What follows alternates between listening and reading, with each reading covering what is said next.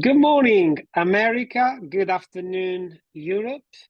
I am in the company of Dorcas Matowe. I have the honor and pleasure to have Dorcas as a guest in my show. Welcome. Good morning, Francesco. Thank you. It's a pleasure being here with you. I would like to go through your bio briefly, and the full version of that will be in the group description as well. So, Dorcas Matowe, PhD, AAMFT, is an adjunct professor and licensed marriage and family therapist in the states of Florida and Illinois. She's also an approved supervisor for the American Association for Marriage and Family Therapy, AAMFT. She is the founder of Africulture Counseling Center PLLC.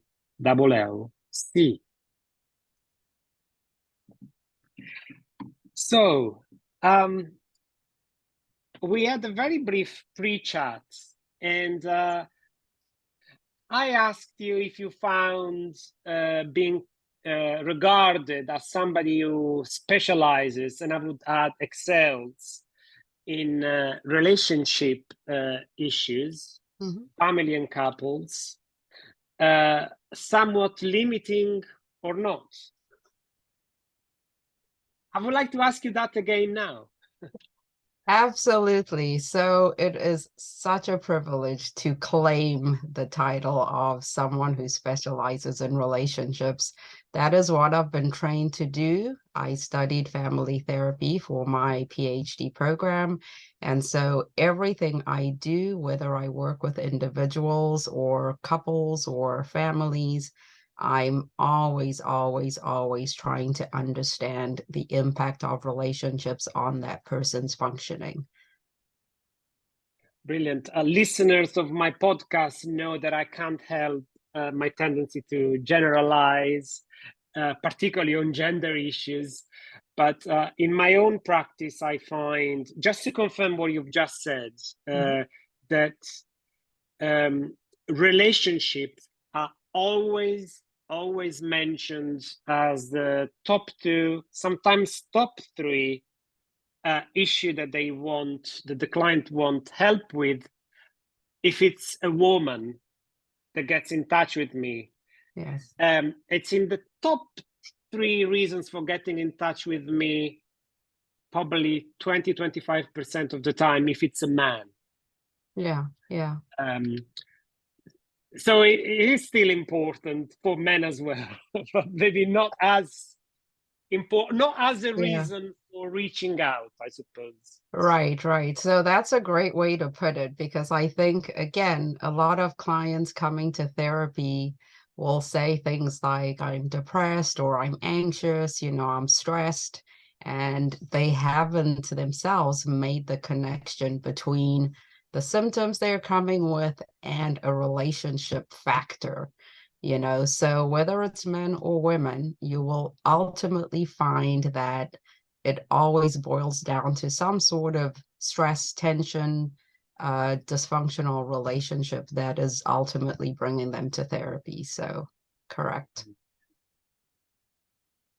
Dorcas, what trends do you find in, what shall we call it, relationship counseling practice? Sure. I mean, I tend to use the word therapy a lot because I am a family therapist, but I do know counseling and therapy are used interchangeably. So the trends I have noticed is, in my own practice, I've had an increase in interracial couples seeking therapy. I have also seen an increase in the US, of course, South Indian couples seeking therapy as well. I will say of all my couple client load, a third of them are from South India. So, which I find very interesting because I think it ties into, us seeing the increase in trends as well, with multi-generational families living together, increase in migration as well. So this actually makes a lot of sense.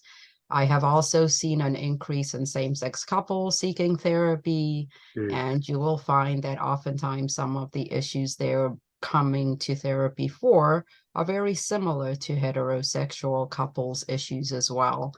Some other trends I would say I have seen are women being more assertive in their relationships and not being afraid to speak up about their needs. And so I think this leads into a conversation about expectations, which we can talk about for days on end. So, but yeah, those are, I think, some of the trends that I have observed.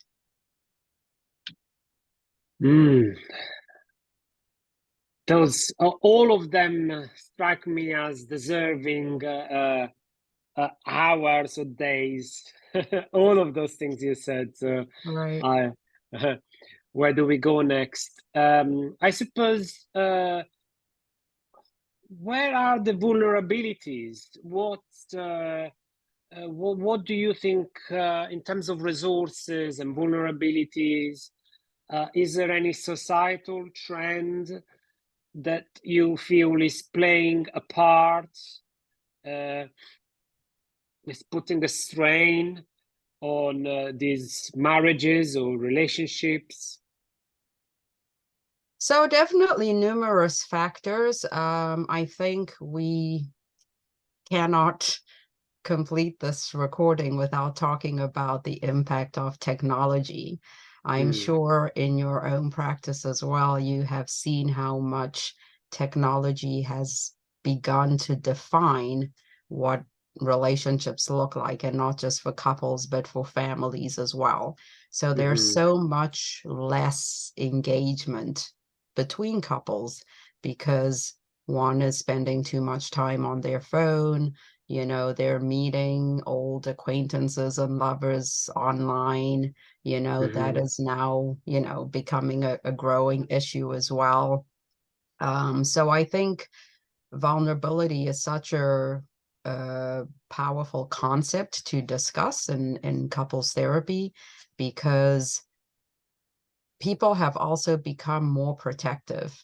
And so even though they're going into relationships and wanting the relationships to work, there is also this fear of, I don't have any privacy. You know, any issues we discuss might be publicized on social media, you know. And so I have seen that some of my clients are not willing to become as vulnerable, which is such a key part of a healthy, functional relationship. So, you know, we can definitely categorize this as one of the trends as well. And, you know, unfortunately, I mean, I can speak again for the US. The political climate in the US has really become toxic in the last 10 years.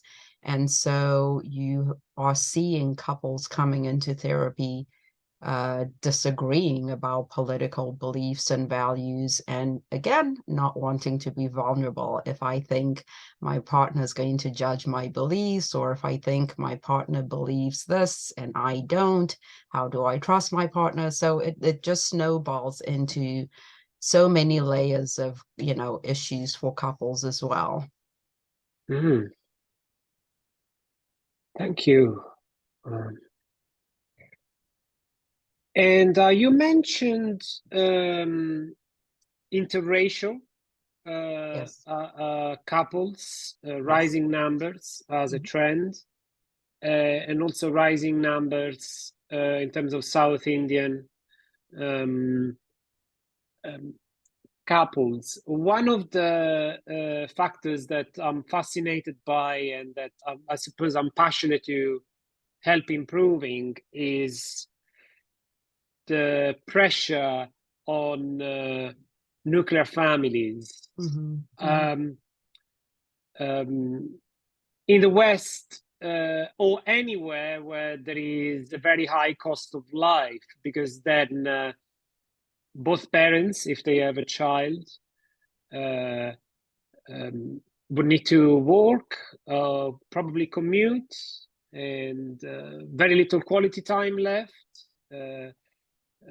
Not a lot of money left children that have limited childcare options, and in the West, individuals that are so accustomed to be emancipated and get their own needs met. And so our expectations are quite high, and we expect from a life partner often high, high, high expectations of what that person can provide as one human being.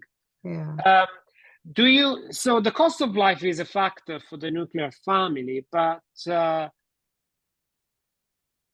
then we get people coming in the West from other cultures, and I wonder if interracial, I guess, might mean both of them from America or both of them from the Western world, or might mean in your practice that one of them is not. Right. And for the South Indian, I suppose I'm going to get to the point. Can we learn from non-Western values or from traditional values cultures in terms of threatening the nuclear family? How can we support the nuclear family? Yeah. Excellent question. So, I mean, there's many ways to try and answer that question. So if we start by talking about, the concept of culture, I mean, it applies to so many aspects of relationships. And so it's always important to understand it, especially from the client's perspectives themselves. So, in my practice, that is one of the things I focus on is let me understand your race, ethnicity, migration, sexual orientation, religious, spiritual beliefs, all of that encompasses culture for the individual, right? So if we start talking about the challenges of that nuclear families can face, in the US, for example, multi-generational households have increased in the last 5 decades. And this is also primarily due to the growing populations of the Asians, Hispanics, and Black populations as well. And so those are the families or ethnicities that tend to live in multi-generational households. So you will find grandparents, parents, and children living under one roof.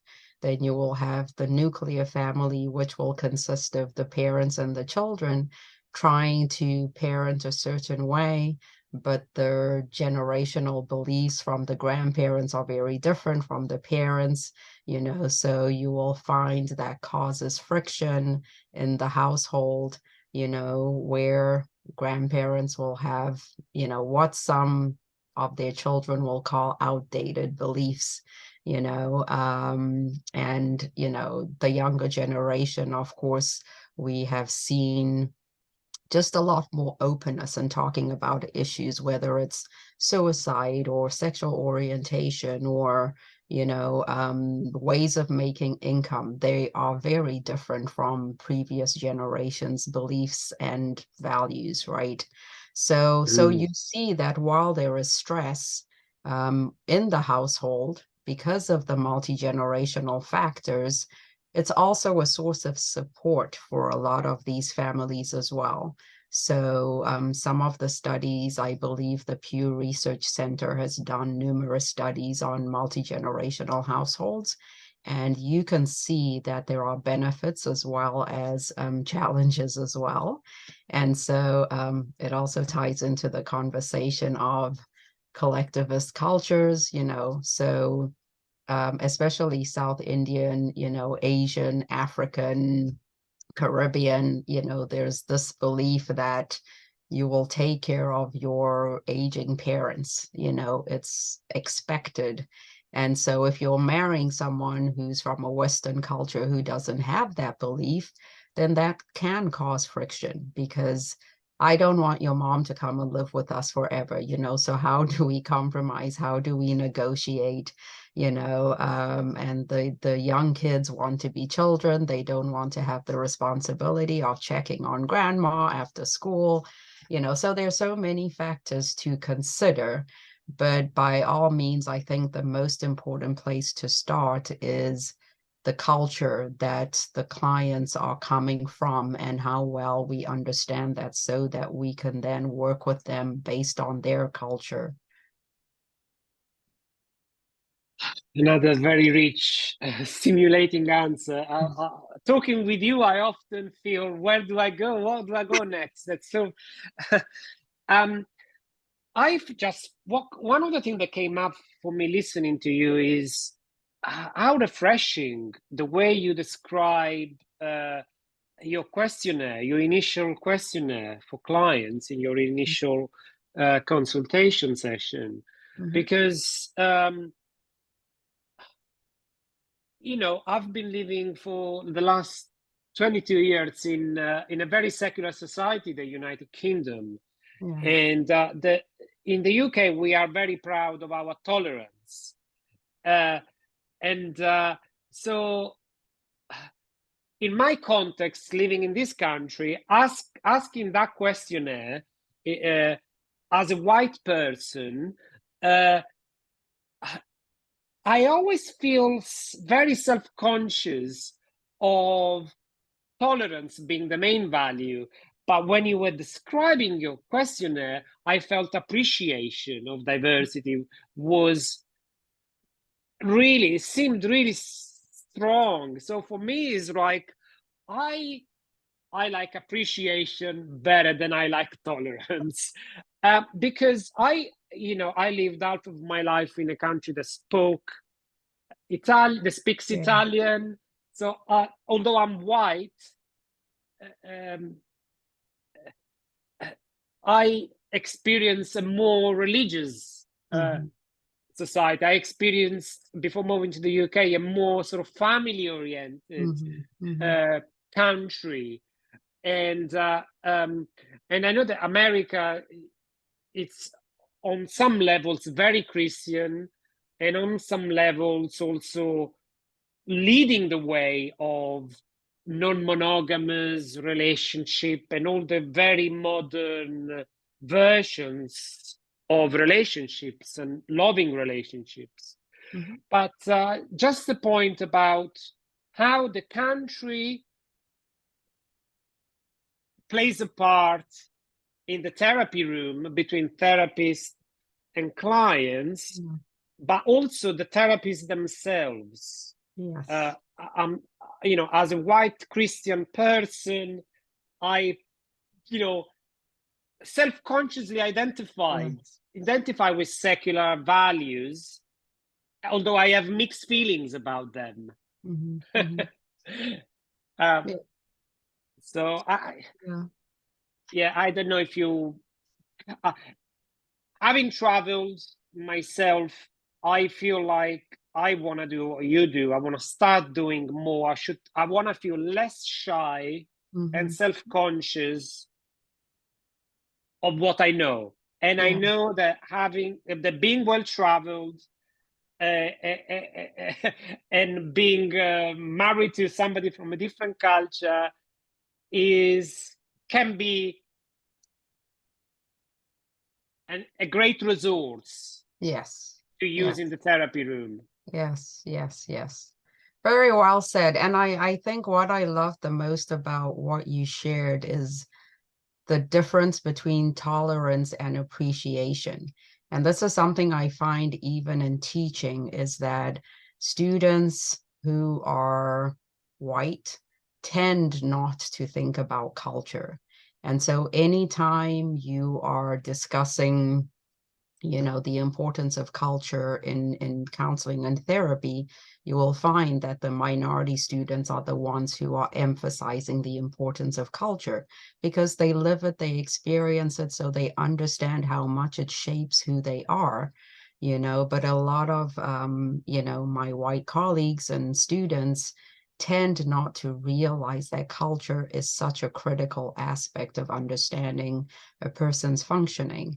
And so that's one of the reasons why I chose to start a private practice that emphasizes the importance of culture. So that is something I always want to know. Tell me who you are, where you're from, parents' values, beliefs, you know, what brought you here to the US, acculturation process, what does that look like?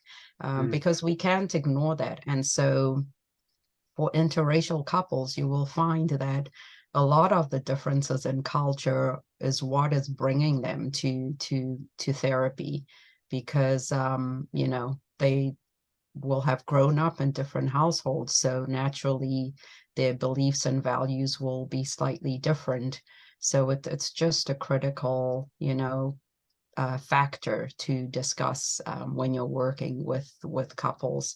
And you know, I think one of our conversations is going to be about you know, ways to prepare as well as possible for a long-term relationship. And so understanding culture, I think, is one of the ways to do that, because you know, the populations are growing. We are, you know, traveling more. Technology has opened the world. And so people are meeting online, dating long distance, you know, having relationships with people from different parts of the world.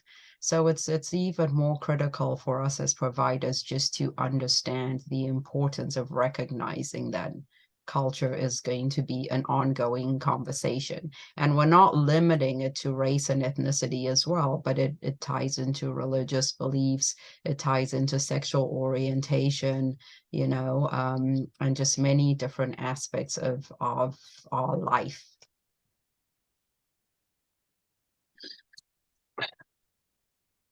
Yes, we would like to discuss preparation for a long-term relationship, and we are approaching the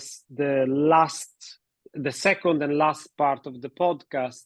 So just to finish off on what can we learn from other cultures, large families, for instance, traditional values of, well, simply, do you find that South Indian families or some of your interracial families have more than 2 children? It is changing. And so I will say, honestly, it varies. And some of them will have 2, some will have more, you know, 4, I think. Yeah, so it really is changing. And there are some younger couples that don't want to have children. So that's another new growing trend as well that I have seen, where children are not on the table for the younger generation. I suppose, let me share my own experience, because I also, you know, 30% of my practice is also from the Indian subcontinent, and they often have 2 children. Mm-hmm. More often than not, they have 2 children, but they have the support of in-laws. Yes. Although what I find from clients from that demographics is the relationship between daughter-in-law and mother-in-law, because you live often with his mother, Yeah. or it's his mother that comes and helps with the children. So Yeah. I can see it's both a strength, but also there is an intergenerational misunderstanding. Respect is sort of the elephant in the room, because the older generation expects respect, and the younger generation feels disrespected. I'm talking about the relation between 2 women here. The younger generation feels that respect is given in different ways. I guess the younger generation expects that respect is a 2-way process. Yes. Absolutely. So yeah, you know, you will notice that, you know, for the older generation, children are supposed to respect their elders, you know, but now in 2023, you will find that children feel like you should earn my respect as well, you know, which is unheard of in some cultures as well. And the dynamic between in-laws and you know, whether it's the wife or the son is a a very, very, very difficult issue to resolve, because oftentimes you will find that in-laws concerns are based on, maybe it's tribal differences. If you married someone from a different tribe, or class, then the tension starts even before you get married. So it makes it harder to fix over time. And then also, if we look specifically at South Indian cultures, the son has the responsibility to care for his family. So a common source of conflict will be how much of the son's time, energy, financial resources goes into taking care of his family of origin versus his nuclear family.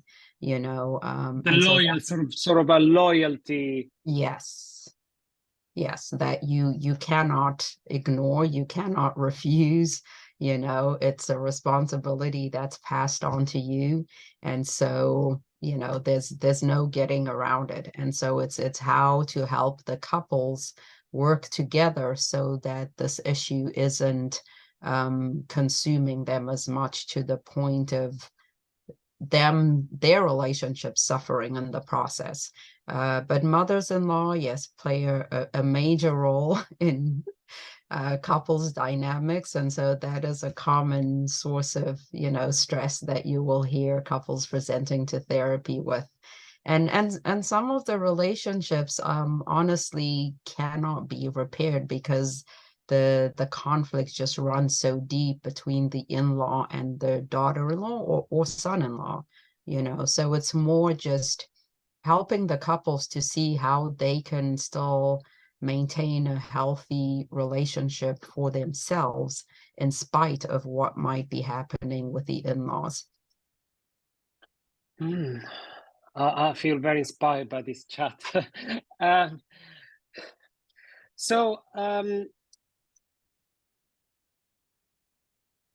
find that relationships are a great source of growth. Mm-hmm. One of the things that came up for me was this man, this often young man, or certainly family man, who's been asked from both families, the one of his wife and the one of his mother, loyalty from. It's an impossible situation, and they grow so much from this particular situation. And I was thinking that the trend with the white Western individual is to choose freedom over other values. So often I feel like I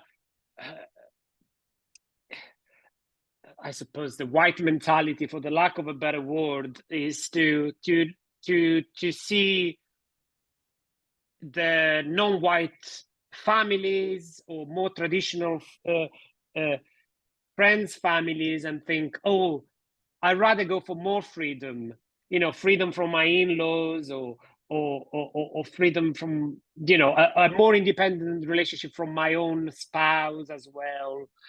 And it can go to the extreme version of that I find in my therapy room, is that in the early days of therapy, clients ask me, can you help us not having conflict from now on in the session? And I'm like, I would feel sort of ethically really wrong to bring a conflict avoidance in the room. My role is to expose you to enough conflict each and every time so that you can start self-regulating. And so I suppose one of the many things we can learn from traditional families or large families is that you can grow so much as an individual when you're not conflict avoiding all the times. Absolutely. Another great point, which I think applies not just to working with diverse clients, but in any client. If you're working with an individual as well, one of the things you'll discover that a lot of clients are coming in wanting to keep avoiding or ignoring or getting rid of whatever it is. And therapy is all about confronting that issue, right? We're not trying to run from it. We have to confront it and face it and learn how to deal with it and accept it. So, so yes, I think your point is fantastic, that we want to help the couples learn how to deal with conflict effectively, so we can't get rid of it. It's impossible to do that, but you also have, mentioned how one may want to function as well as they can as an individual within their family system. So Bowen Family Systems Therapy, which I have also studied extensively, talks about individuality and togetherness.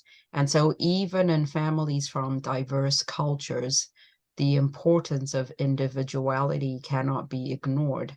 And so it doesn't mean that if you're coming from a collectivist culture, you still don't want to be an individual within your family system, right? So individuality is basically all about, I want to feel autonomous. I want to have a level of independence.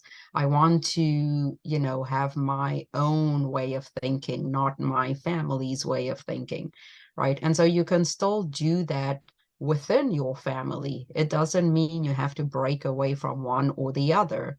And so sometimes this is, a common conflict you will find in couples therapy, where one partner might want to cling too much to the relationship and the other one wants their independence, and so it's how to help them balance the two, which I think is also just ongoing work in couples therapy, because that dynamic is very evident. And so if we also want to talk about trends, one trend I have seen is a lot of couples coming in and sharing their love languages or their attachment styles, and so if we think about attachment and we also think about individuality and togetherness, then those who have an anxious attachment style may hold on to the relationship so dearly that it suffocates the other person, so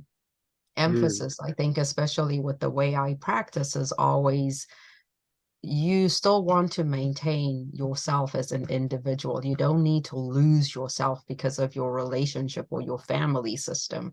But how you do that effectively so that your mental health isn't suffering and so that your family isn't also paying a price, for this.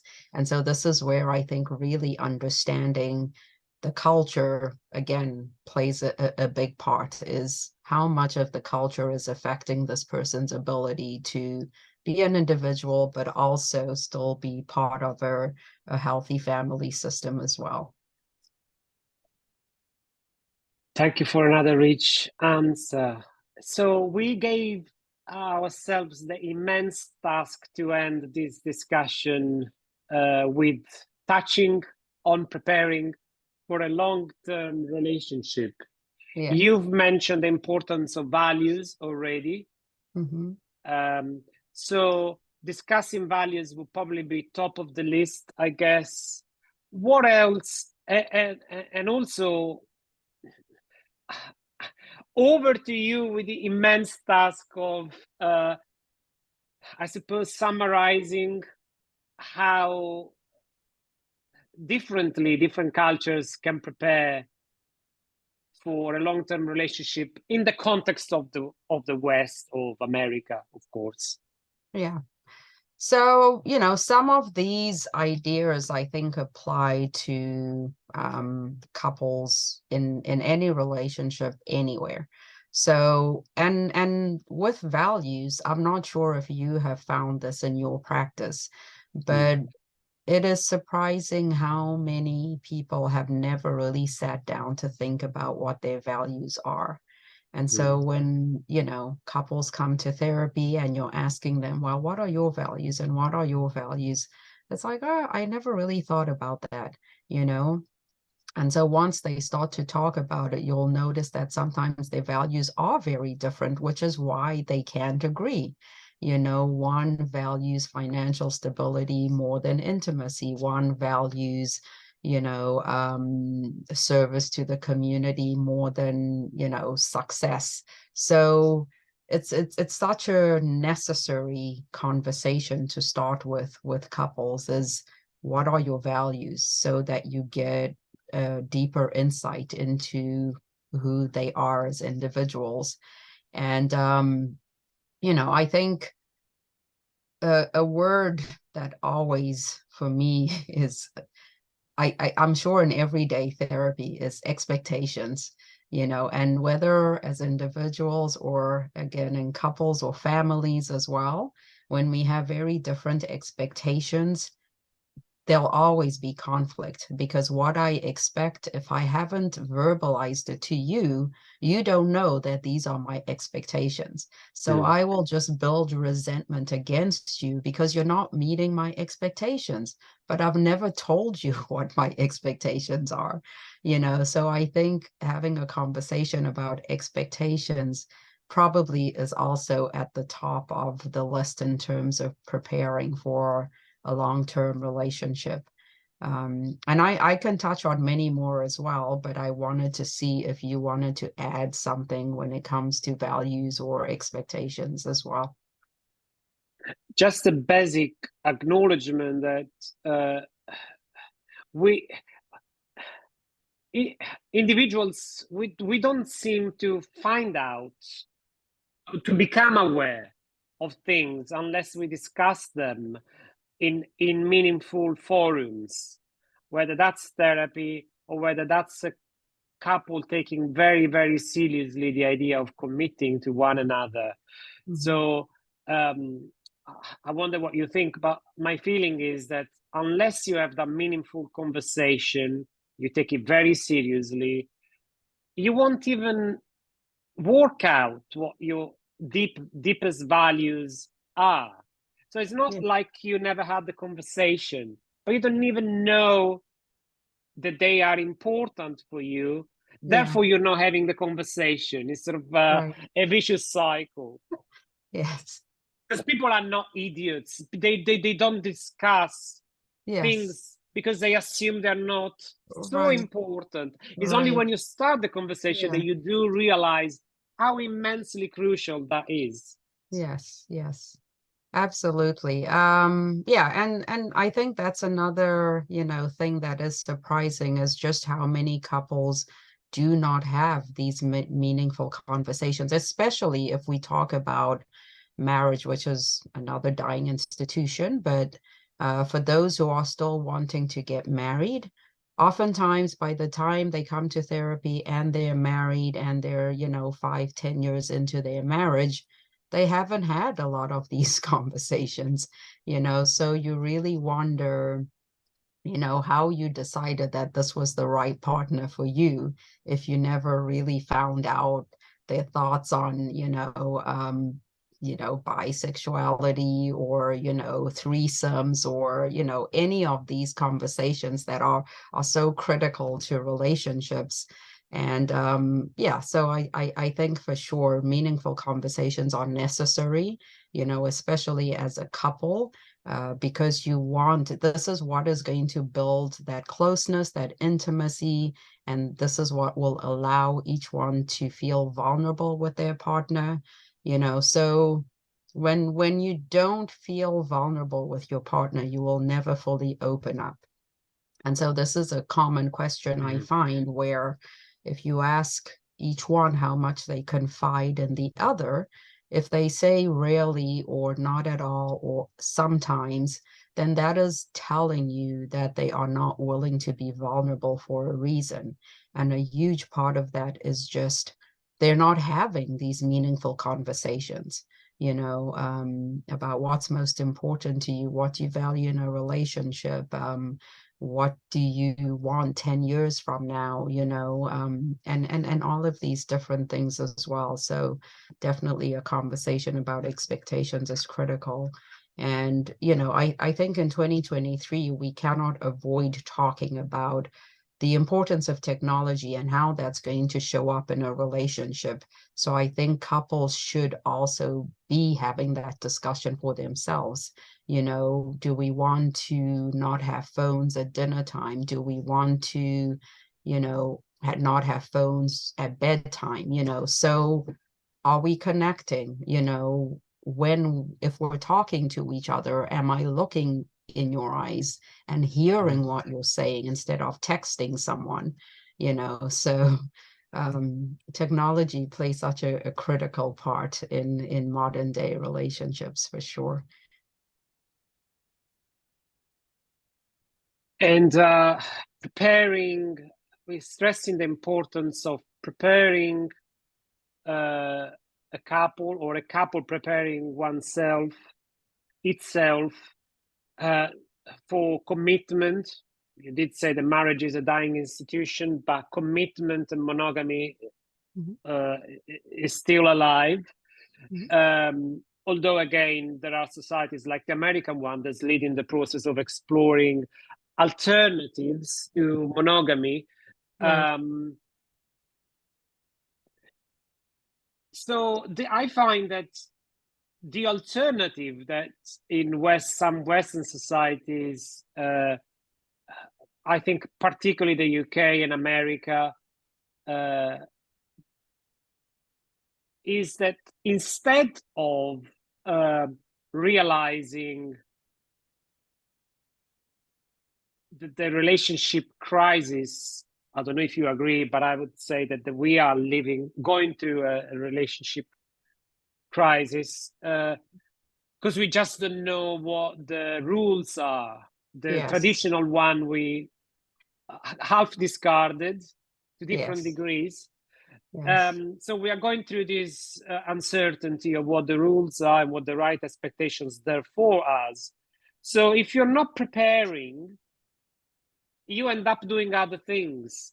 And I think in the West, in North America and Northern Europe, I think that sometimes this modern version can be the alternative. Okay, we're having a crisis. Opening up the marriage could be the solution, right? So my comment before asking you would be, it might have helped to discuss whether you believed in monogamy in the first place, but probably not a good idea to use that as a fixing strategy. Yes. So I have also seen this play out in therapy as well, where 10 years into the marriage, one partner decides, you know what, I've always, you know, been bi-curious, and so I want to explore other people, you know. So yes, I think your point is emphasizing that this is not a solution to a relationship crisis, you know. And if you don't have these open, honest conversations in the beginning, you will get to a point where it seems like the best option, you know. And, you know, I mean, there are different concepts, you know, used to describe how couples engage with each other. So when that emotional discomfort with your partner surfaces, then you start to find other ways of finding comfort, right? So if you and I are in a relationship and I'm no longer satisfied with you, then I'm experiencing emotional discomfort, or as Gottman would say, I start turning away from you, right? And so I will turn away to something else that brings me comfort. It could be a hobby, it could be, you know, work, it could be an affair, it could be religion, it could be addiction, gambling. I mean, the list is endless, right? And Bowen would say this is a way of managing that anxiety that has increased in the relationship. And so this is what couples do. This is what we do as human beings. Once there's too much tension between two people, we find an outlet for it.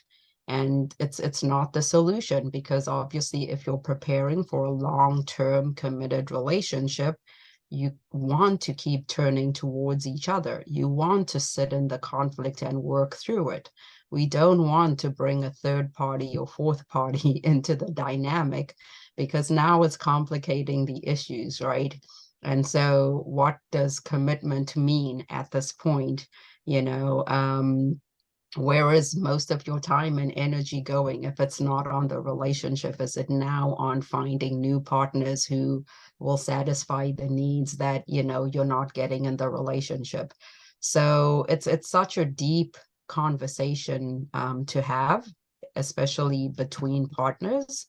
And yes, I think really being clear at the very beginning about, these are my values, these are my expectations, these are my hopes and wants for a long-term relationship, and trying to make sure if you're on the same page.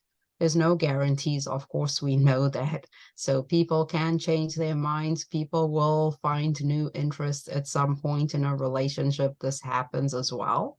But I think we come out of it feeling better if at least I know that I had this conversation with you at the beginning, and this is where we were on the same page, right? So it's not like I didn't have it and now I'm surprised 10 years later that you've decided you want to, you know, date men only, and, you know, you're no longer interested in being in a heterosexual relationship. So complicated. Maybe, Dorcas, we can end on this. I wonder what you think. Because before I'm now half taking it back, but I was saying, is it a good idea to, as a fixing strategy, to do something that was never discussed in the first place? And my instinct was probably not a good idea. But let's discuss this. I suppose this is about suppressing things and building up resentment. As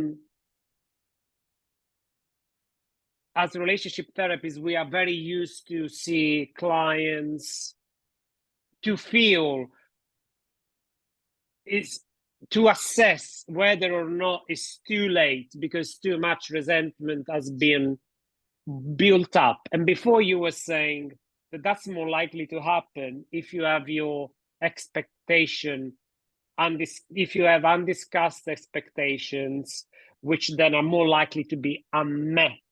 Because you've never given your partner a chance to set themselves up. You set them up for failure because you never told them what your values were, what your expectations of their role would be, and then you feel like your needs are not being met, and then eventually you get full of resentment, and then eventually you come to couple therapy full of resentment, and then we wonder, can I help you, or is it too late? Yes. So I suppose all of this to say, is it really, how crucial it is to discuss a range of things right at the beginning? Is it really too late? Is a certain point too late? Yeah. So, I mean, the way I see it is, if I, for some reason, I am reluctant to fully open up to my partner, then that to me is an indication that there's something there that I'm not comfortable with, right? And this is why I think relationships are so difficult.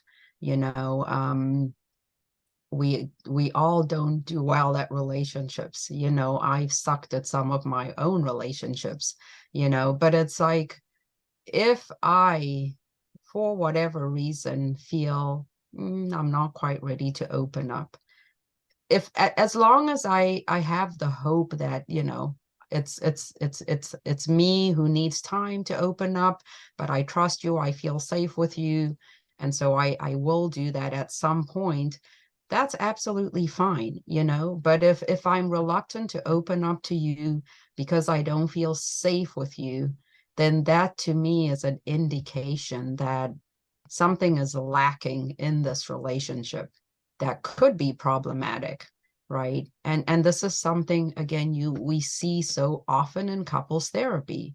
Well, this happened, I never told my partner, or this happened to me, my partner did this, I never said anything, or I'm ashamed of something from my childhood, I never told my partner, so I think anytime we're holding back, we're suppressing, we're avoiding certain conversations, if it's because we don't feel safe with our partner, then that is not going to go away. It's going to lead to challenges in preparation for a long-term relationship.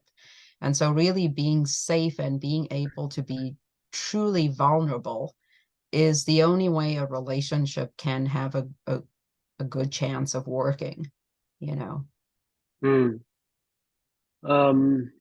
So I feel like saying that there are certain topics that unless you have that conversation right at the beginning, you're playing a very high risk game with your future and with your relationship. I don't know if you want to rephrase that in any way before we end. Yeah, I mean, because I think something that I have seen, and again, I'll just talk from my own experience, is if something new comes up in a relationship, and it's been years since the relationship started, at that point, the other partner may feel too frustrated, too defeated to get out of the relationship, but they may stay in it with anger, and so that resentment has now turned into anger because why didn't you tell me this in the beginning? We're now 10 years in, 15 years in, and I'm only finding out this about you. So people will stay, but they're very unhappy and you can see it.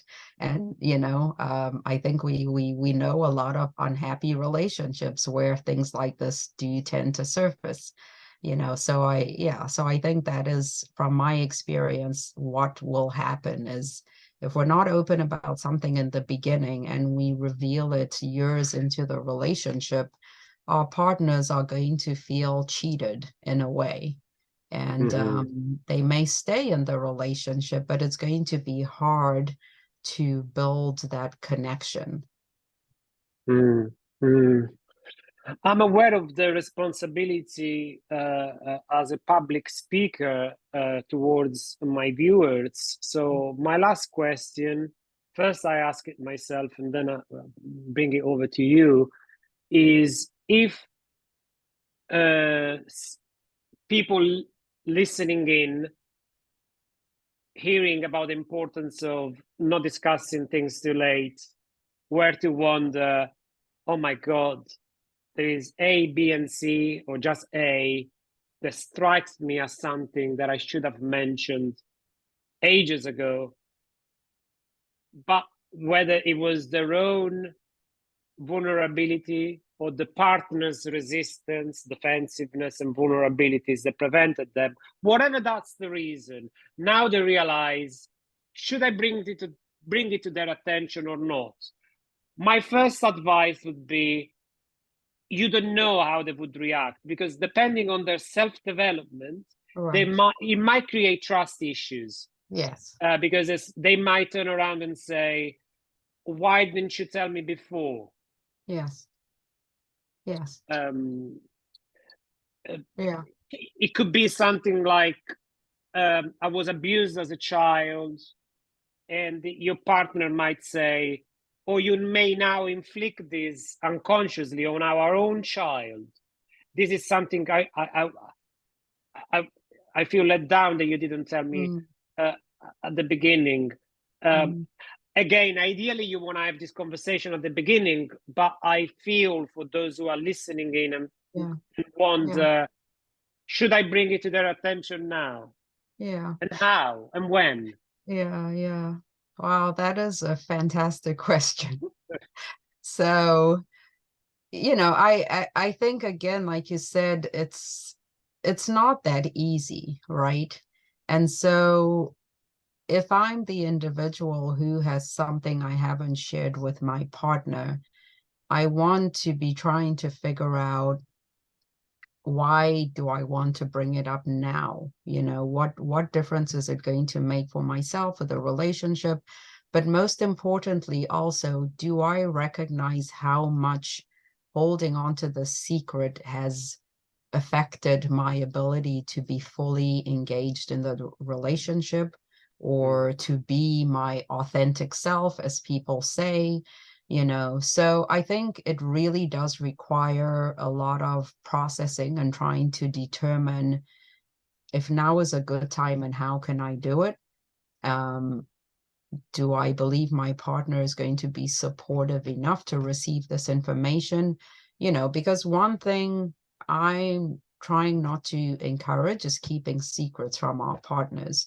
You know, of course, I mean, it happens, you know, people tell small white lies, so to speak, you know, about, I bought this dress and I didn't tell my partner, you know.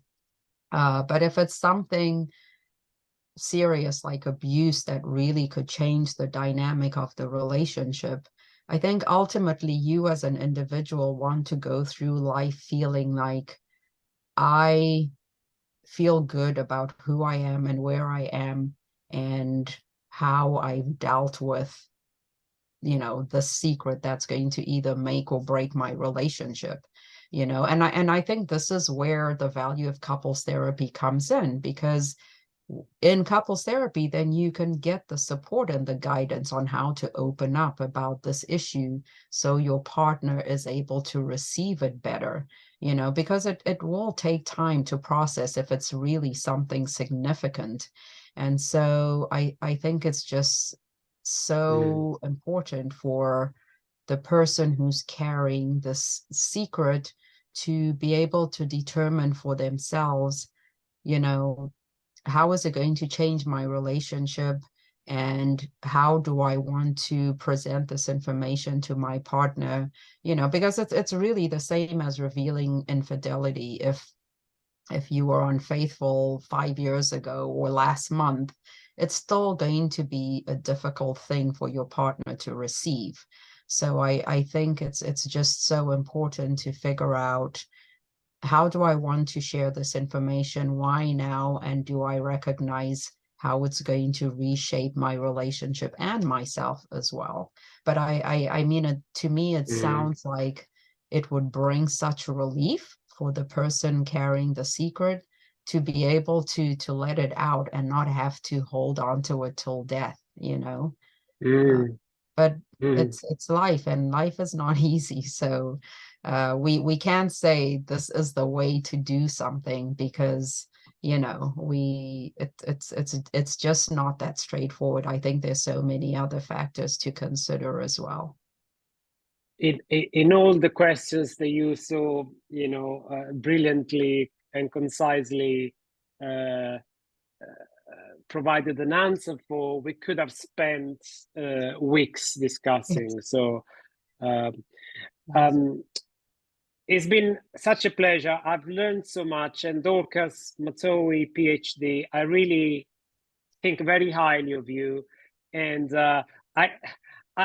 I don't know if this will come as a compliment or not, but like Jordan Peterson, who I think is so famous because he's not just so academically accomplished, he's also had a clinical practice, and so thousands of clients. I'm being a teacher as well, contributes.